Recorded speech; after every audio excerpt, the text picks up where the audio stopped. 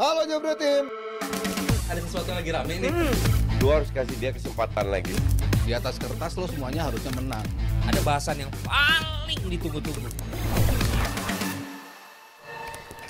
Indonesia harus menerima kekalahan di laga pembuka Piala Asia U20. Namun, perjuangan belum usai. Kita akan bahas di segmen Timnas Day.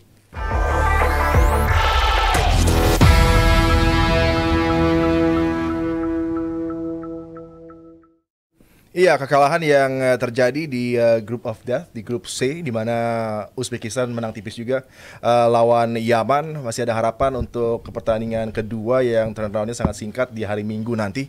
Harus ada reaksi, mungkin startnya ya, yang membuat Indonesia sepanjang pertandingan harus bisa mempush untuk bisa menciptakan equalizing goal yang menjadi pressure. Padahal recovery-nya cukup oke setelah menit ke-5 kebobolan.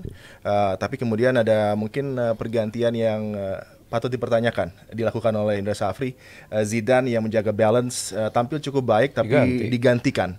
Dan ini agak merubah approach, lebih menekan, lebih menyerang, tapi justru ada celah-celah yang dimanfaatkan lagi oleh Iran untuk bisa menciptakan gol, memegang kendali laga, dan dari kiriman-kiriman bola menuju kotak penalti di mana bola udara terus menjadi kendala sepanjang laga, dan ini repetisinya diulang terus oleh Iran untuk memberikan tekanan yang berbuah gol-gol tambahan buat Iran. Iya, sebetulnya mau nggak mau kita memang ngambil risk untuk bisa menyamakan skor, untuk bisa mengubah apa yang menjadi kebuntuan di babak kedua, di babak pertama. Dan sebetulnya works di awal ketika masuknya Marcel. Itu jelas mengubah konstelasi dari game itu sendiri. Pemain yang Arliansyah yang biasanya berani untuk masuk ke dalam kotak penalti, berani untuk take ons, berani untuk cut inside, kadang-kadang melakukan operan atau apapun, jarang sekali terlibat dalam game tersebut. Involvementnya minim lah, bisa dibilang seperti itu. Jadi wajar ketika di babak kedua Marcel langsung main dan impactnya langsung kerasa. Ada chance yang kita bisa create. Momennya sebetulnya beralih ke kita itu di awal babak kedua. Dua gitu. chance ya. Dua chance. Raven yang pertama nyumbul, kena koneksi tepat, terus Amaola yang ada save, kemudian dilanjutkan dengan off the line clearance. Ya, itu pun bisa dibilang mungkin clear cut chance yang paling ada buat kita ya di game itu. Paling nggak, tapi kita memperlihatkan kita bisa ngasih respon. Kalau gue ngeliat overall of the game, kita nggak sampai standar kita. Ini bukan timnya ya udahlah emang seadanya, timnya seperti enggak juga. Tim ini jauh bisa lebih ini bagus. rosternya bagus. Iya, rosternya bagus dan komposisi starting 11-nya sangat bisa dimaklumi karena emang ini pilihan yang terbaik pada saat itu dengan lini quartet yang selalu itu. Ikram juga di belakang, tengahnya Tony Firmansyah, ya depannya juga ada Raven di situ sama Ragil yang selalu bisa combine bagus gitu. Kemarin Ragil main bagus juga. Tapi nggak semua bisa tampil di levelnya Tony Firmansyah, nggak ada di levelnya Ragil. Donitri, kapan sih kita ngeliat dia melakukan salah passing? Kemarin 5 kali loh dia salah passing. Gue bilang, gila ini bukan kayak Donitri banget gitu. Jarang sekali kita melihat dia jalan passing. Tapi memang Donitri di target ya sama Iran ya. Karena pressnya sangat high untuk menutup kemungkinan dia bisa link up dengan para pemain di lini kedua gitu kan. Jadi sebenarnya avenue yang coba ditutup oleh Iran karena mereka interceptnya nggak istimewa, tapi sangat istimewa. Secara tim setupnya luar biasa, disiplin posisi, dan juga Coach Abdi punya A, B, C, D plan. Makanya gue begitu yakin ketika secara individual skills nggak beda jauh sebetulnya kita, tapi as a unit ini rapi banget. Emang game plan-nya kelihatan banget. Ketika lo pressing, siapa aja yang maju untuk bisa nutup ruang-ruang tadi. Gimana caranya untuk membiarkan pemain kita jaraknya jauh. Makanya umpan-umpan berisiko itu akhirnya kena intercept berapa kali, kena intercept, termasuk ya Donitri ya yang jarang sekali gue bilang melakukan salah karena interceptnya memang luar biasa dari pemain-pemain Iran. Secara sistem, secara pendekatan terhadap apa yang mereka tahu tentang kita itu benar-benar bisa dieksekusi dengan sempurna gitu, yang membuat kita kesulitan. Dan bola-bola mati, balik lagi fokus. Gol ketiga, satu pun pemain kita nggak ada yang loncat di lini belakang, sementara dia 2 pemain towering loncat ke atas yang dapat bola dan langsung gol gitu. Itu juga nggak nunjukin karakter kita yang biasanya seperti itu kan. Biasanya Kadek pasti loncat, biasanya Sangat Iqbal. statik ya kemarin ya. Iya kemarin sampai Dan ada di in between gitu antara zonal marking atau man to man. Ketika startnya man to man tapi ditinggal Betul banget poinnya. orang-orang yang di mark ini kan. Yes. Kemudian mereka bisa menciptakan situasi yang Iya. menuju ke gawang. Tadi udah dibahas soal bagaimana strategi teknik. Cuman yang paling gua highlight adalah perbedaan postur, perbedaan fisik. Ini benar-benar menjadi pembeda di laga kemarin, dan ini pun udah dilatih atau dipantau sama Iran bahwa kita bakal punya keunggulan fisik saat menghadapi Indonesia. That's why mereka cepat banget mengirimkan bola ke depan, nggak sampai ke ujung corner baru mereka angkat bola. Bahkan dari early sekali mereka udah angkat daerah ke depan untuk paling nggak membuat kita error di belakang, mereka bisa manfaatkan. Terus juga di menit-menit saat mereka udah 2-0, mulai tuh Ismail di kiri, Muhammad di kanan, udah berani masuk ke dalam juga. Kita lihat ada shoot dari Ismail yang kena tiang, itu juga merupakan udah nyaman Iran udah nyaman. Akhirnya mereka bisa mengeluarkan skill individu juga. Dan kalau kemarin, yes, gue harus setuju sama Mas Haryo, kita bermain di bawah standar kita. Itu kita menunjukkan itu bahwa kita bukan dengan materi tim yang tadi lu bilang ini bagus, gue setuju. Iqbal di belakang, Adil Karik di belakang juga, Buffon di belakang juga, itu bagus. Bukan materi yang kok ini sih dimainin, kok itu kita udah expect itu yang bakal dimainkan. Dan ya gue harus bilang lini belakang Indonesia sebenarnya kemarin cukup bagus. Set piece ini jadi masalah saat lu udah punya inferior dalam segi fisik, nggak ada pilihan selain lu main marking. Paling nggak memberikan kebebasan bagi lawan. Kemarin gue sih mungkin kalau Adi bilangnya between, gue sih bilang itu zonal banget kemarin. Dan saat zonal titis sekali umpan dari pemain Iran ini kepada pemain-pemain yang emang dituju. Kita lihat Kadek Arel ini sejatinya punya duel udara yang bagus loh. ya betul. Kadek Arel ini punya duel udara yang biasanya kita lihat sangat bagus. That's why umpan-umpan dari Iran mengarah ke pemain yang emang nggak ada di sekitar seorang Kadek Arel, Ke arah Iqbal ya. ke arah Iqbal Gwijangge. Dan Kecuali Iqbal gol sekali, kedua ya. yes, gol Ya, kedua nomor itu satu. mungkin telat nutup atau apa, ya itu berakibat akhirnya gol kedua. Cuman ini harus segera diperbaiki. Masalahnya lawan kita selanjutnya juga lawan-lawan yang Defending champions. juara bertahan, Yaman juga bagus gitu. Fisiknya mungkin 11-12 sama Yaman di bawah kita tapi di kualifikasi kita Satu imbang. sama. ya Satu sama. gitu.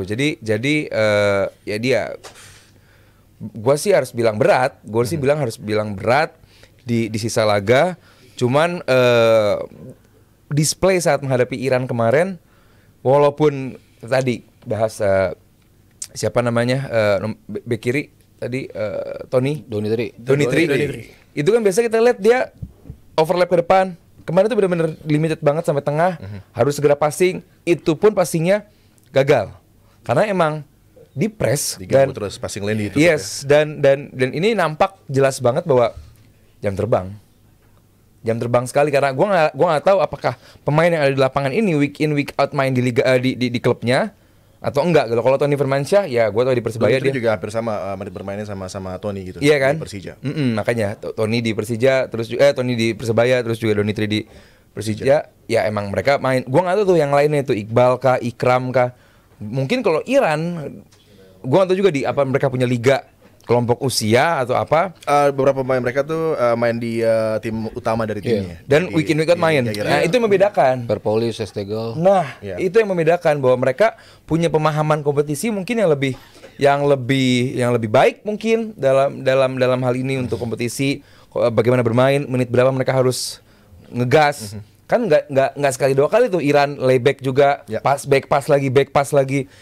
Berarti kan pemahamannya tuh lebih matang gitu dibandingkan kita gitu ya. Gua nggak mau membebankan kepada mereka walaupun U20 tuh bukan junior gitu. U20 tuh udah sedikit lagi senior gitu. Jadi tekanan gua sih rasa kalaupun sedikit diberikan pun wajar gitu karena ini udah bukan kelompok U16 gitu, U18 ini udah 20 sedikit lagi menuju senior. Jadi gua rasa performa sedikit banyak harus lebih baik. Iya, from the coaching staff, adakah terlalu naif kah dengan pergantian yang terlalu cepat untuk merubah situasi untuk mengejar gol? Padahal sebelum berangkat ke Shenzhen, Indra Safri sempat berkomentar bahwa mereka persiapannya detail, walaupun results di pemanasan di Sidoarjo kurang oke, tapi mereka coba untuk simulasi di turnamen, cara tampil di turnamen. Dan Indra Safri terkenal sebagai pelatih Turnamen. spesialis turnamen. Cup, ya. What happened? Kenapa terlalu naif? Kenapa terlalu coba untuk cepat mencari gol balasan padahal waktu masih sangat panjang dan kita tahu kalau bicara tentang turnamen ini group stages. Jadi sebenarnya draw is not a bad result option, untuk pertandingan pertama menghadapi Iran. Kenapa coba tampil begitu progresif? Memang oke untuk kita lihat secara optik, wah berani menekan, tapi kan peluang demi peluang tidak klinis gitu kan. Kalau mungkin pergantiannya lebih terukur di menit yang mungkin lebih menuju ke 75 atau 80 untuk coba mengejar gol hanya 1-0 tertinggal mungkin lebih baik. Apakah ini menjadi kendala juga yang harus dipelajari oleh tim pelatih dengan perubahan terlalu dini itu membuat menjadi bumerang seperti di pertandingan kemarin? Tapi yang harusnya bisa menjadi momen transisi itu kan banyak nggak works di babak pertama. Makanya kenapa mencoba untuk melakukan perubahan di mana harapannya bakal lebih works. Karena transisi jelas menjadi poin yang salah satu plus poin dari tim Indra Syafri kan. Kita berapa kali nonton ini tim dapat bola dari transisi, dapat kesempatan meng-create chance tapi nggak clinical. Itu kan berapa kali terlihat. Tapi kemarin di babak pertama untuk sekedar meng-create chance-nya aja susah dari sebuah transisi. Makanya ketika di jeda sempat ditanya perlu ada perubahan apa enggak, gue pada saat itu gue bilang mungkin di posisi Arliansyah sih kalau harus diubah. Tapi menit keberapa gue nggak tahu gitu. Karena kita nggak ngeliat Arliansyah yang biasa memainkan sepak bola yang dia mainkan. Bahkan bolanya juga bukan bola-bola yang disukai oleh Ali kalau dia main di PSIM gitu kan. Sementara ketika dia digantikan lebih works dari sisi serangannya. Jadi sebetulnya untuk sisi ofensif apa yang dilakukan perubahan itu sebetulnya sesuai dengan apa yang dimau dan implementasinya. Tapi masuk Fandi bagus, balance dari tim ini jadi agak berubah. Ini nomor 12 kan? Ya, karena dia menggantikan Zidane yang menurut gue pribadi kemarin adalah pemain yang bisa dalam situasi kita tertekan di awal laga, kemudian juga masih struggle untuk bisa menekan, untuk bisa membalikkan keadaan. Dia justru yang tapi Zidane juga banyak kehilangan bola kemarin. Memang, tapi balance-nya itu loh untuk transisi gitu menurut gue sih. Tapi apakah itu menjadi satu pergantian yang terlalu dini dengan mengorbankan Zidane di posisi pivot itu untuk lebih progresif untuk menekan itu yang sebenarnya kalau membuat kita keadaannya nggak terlalu baik gitu. Kalau kita akhirnya end up-nya banyak serangan datang dari tengah, bola-bola direct dari tengah, itu mungkin mungkin iya jawabannya seperti itu. Tapi kan enggak, kita dapat kebobolannya dari bola-bola mati. 2 kali tendangan sudut. Satu lagi bola di pojokan juga kan yang habis throw in. Jadi lebih ke fokus lini belakang. Kalau menurut gue sih kemarin yang menjadi salah satu poin paling yang ya kalau dalam tanda kutip bisa dibilang bertanggung jawab terhadap gol-gol itu ya adalah kesiapan lini belakang dalam anticipate umpan-umpan itu. Iya, betul kita bisa sering kalah duel dengan pemain-pemain tinggi, tapi kalau kita ganggu kan pasti sundulannya tidak akan sempurna. Benar. Kalau ada gangguan gitu. Entah apapun bentuk gangguan itu bisa membuat impact poinnya tidak sempurna gitu. Tapi kan ini tidak ada gangguan, gangguannya tidak cukup untuk membuat pemain Iran itu kehilangan keseimbangan ataupun ketutup sudutnya untuk bisa melakukan sundulan. Tapi kan ini enggak semuanya dapat. Tapi kalau gol kedua tuh murni kelas lah. Dia bisa manfaatin peluang. Sekecil peluang sekecil itu pun menjadi sebuah aksi dan akhirnya membuat gol. Cuman kalau kita compare ya dengan apa yang terjadi di Piala Asia 2 tahun lalu, di mana kita main di Uzbekistan, satu grup juga sama Uzbekistan, lawan imbang ya. Dan kita bisa nahan imbang Uzbekistan 0-0. Di pertandingan pertama kita juga kalah sama Irak gitu. Tapi di pertandingan kedua kita bisa menang melawan Suriah. Di pertandingan terakhir Uzbekistan only needs a draw gitu. Tapi ya kita akhirnya dengan 4 poin kalah dari selisih gol dengan Irak dan akhirnya kita nggak bisa melaju gitu. Dan dua-dua tim itu sampai ke final. Uzbek ngalahin Tapi Irak. kalau kita lihat hindsight-nya lawan Irak sebenarnya ada Ronaldo Kuate sama Hoki Caraka yang punya chance juga di awal kan untuk memberikan keunggulan 2 gol, gagal. Jadi memang finishing masih menjadi problem yang harus bisa diselesaikan. Oleh karenanya di coaching staff ada Kurniawan yang mungkin akan sibuk nih di latihan. Sedangkan Coach Eko harus mengorganisir pertahanan karena tadi kita lihat juga di beberapa sequence kan gol berujung dari ketidakmampuan kita mengantisipasi bola-bola udara gitu. Jadi turnaround-nya sangat singkat. Ini bagus sebenarnya dalam turnamen seperti ini bisa dengan cepat memperbaiki situasi dan harus bisa bangkit karena masih ada kesempatan. Group stage ini masih ada peluang untuk di match kedua, match ketiga untuk bisa meraih hasil positif. Optimiskah kalian berdua dengan harapan bahwa mungkin bisa melaju Gue support ya, karena ya timnas gue. Cuman kalau dari segi diamati begitu peluang, gue bilang nggak besar. Karena dari apa yang gue baca grup ini, Uzbek sama Iran yang lolos. Gitu. Uzbek pemuncak klasmen, Iran peringkat 2 gitu. Indonesia peringkat 3 mungkin. Gitu. Jadi Tapi sayang peringkat 3 nggak lolos ya. Tapi sayang, ya makanya. Tapi saya nggak ngaruh apa-apa kan. Cuman kalau bahas soal peluangnya di akhir klasmen, gue masih lihat Uzbek sama Iran, to be fair. Gitu. Kamera seperti apa? Gue sih berharap kalau imbang pun, dan di pertandingan terakhir kita bisa menang Yaman. lawan Yaman dengan Convincing. 2 gol, 3 gol gitu. Ya mungkin peluang itu ada gitu. Tergantung pertandingan terakhir si Iran lawan Uzbekistan ya, seperti apa gitu mereka di situ gitu.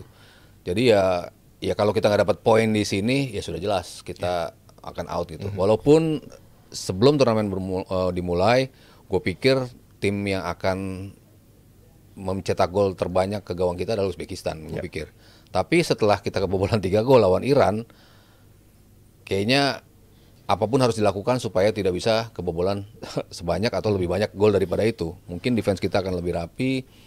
Kita akan mencoba untuk jangan sampai bola itu ke cross. Ya daripada lo dihentikan dari source. Iya, itu kan biasa dilakukan juga di ya klub apapun lah. Ketika lo tahu mereka punya kekuatan dalam bola-bola atas, duel-duel atas, aerial threat-nya luar biasa. Ya lo maksimalin dari jangan sampai bola itu naik dulu nih dari crossing, dan itu tugas dari Donitri di kiri. Kalau Buffon main lagi di kanan, ya Buffon di kanan. Anticipate, jangan sampai cross itu datang. Nah itu yang menurut gua menjadi salah satu poin penting di luar dari ya fokus dari pertahanan. Sebisa mungkin ganggu pemain-pemain belakang, pemain-pemain yang mencoba melakukan sundulan. Sebisa mungkin melakukan itu. Sama ya clinical ketika lo dapat transition, karena tidak banyak mungkin Tercipta. kita akan mendapatkan poin dari building up serangan gitu. Tapi lawan kepotong, transisi lo harus lebih sempurna. Tapi open play kita oke loh mas. Lumayan Open di play babak oke. di babak kedua. Tapi on the ball masih agak shaky menurut Iya, saya. cuman nggak yang Karena ada misplaced pass banyak tadi. banyak banget misplaced. Cuman kalau secara open play, even defending kita lumayan oke, makanya mereka maksimalin lewat set piece.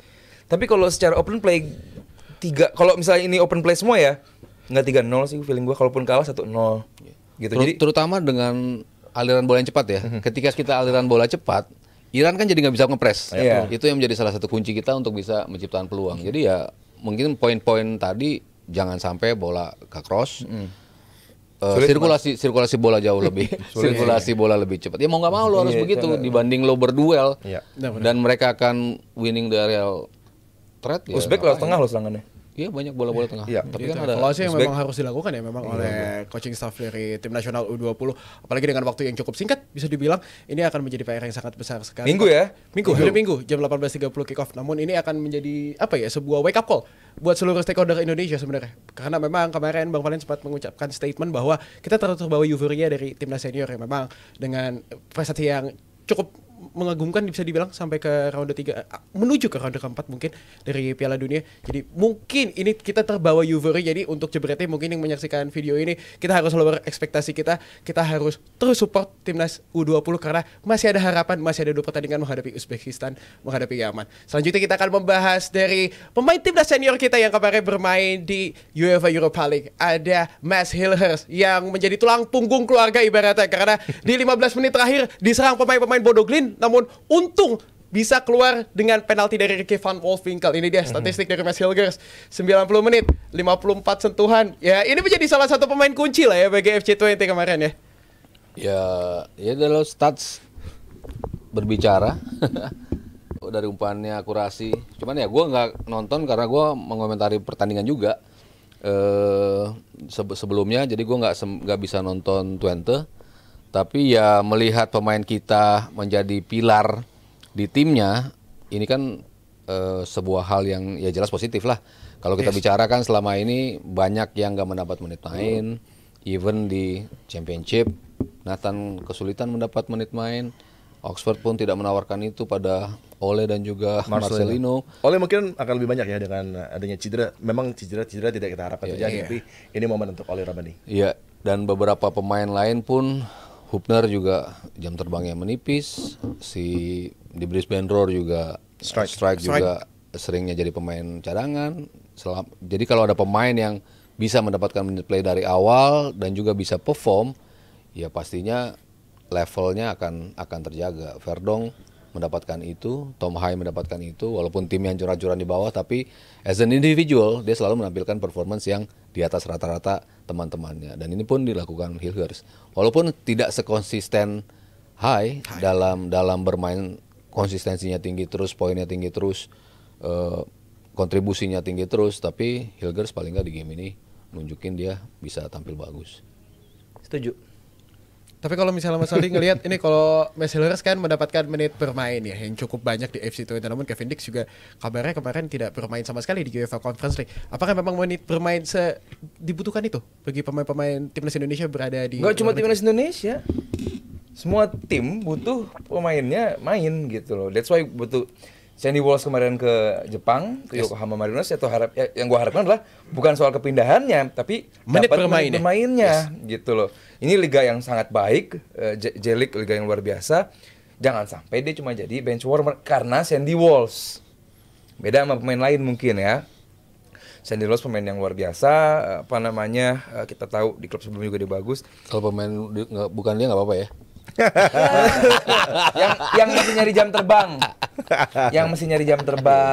yang masih nyari pengalaman. Kalau Sandy Walsh kan emang sudah matang lah usianya. Matang, Walaupun gitu. belakangan dia nggak dapat jam terbang di Mechelen. Di Mechelen Makanya ya, dia pindah. musim ini. Makanya di J-League kan kasarnya ya Dia bisa Punya chance bermain. dia untuk punya jadi chance. starting Itu yang harapan gua, dia main dulu lah gitu, biar apa?